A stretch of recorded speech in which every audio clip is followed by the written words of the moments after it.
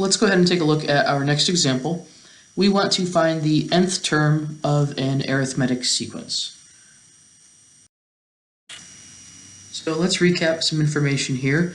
A sub 1 is our first term, and D is going to represent our common difference. And when we're working with arithmetic sequences, we have this formula a sub n equals a sub 1 plus n minus 1 times d. Let's go ahead and keep this information on hand as we take a look at our next example.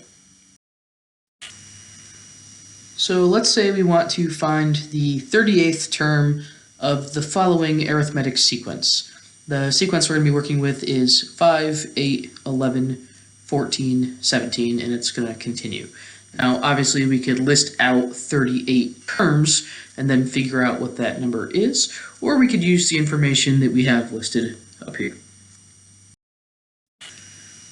So let's go ahead and identify our first term. Our first term is 5. And our common difference between any two successive terms is going to be 3. For example, if I just use my first two terms here, 8 minus 5 is going to give me a difference of 3, or I could use my second and third terms. 11 minus 8 is still going to give me that common difference of 3. Now that we have those two pieces, we can go ahead and start looking for our 38th term. We're going to need to come all the way back up here to use this formula. Now let's go ahead and start plugging in the pieces that we need to do the 38th term. I have my formula here for my nth term. I'm looking for the 38th one, so my n value here is going to be 38.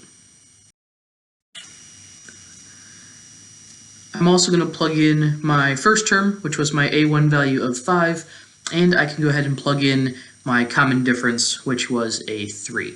And now we can go ahead and simplify what we have on that right-hand side. My 38th term in this example is going to come out to be 116.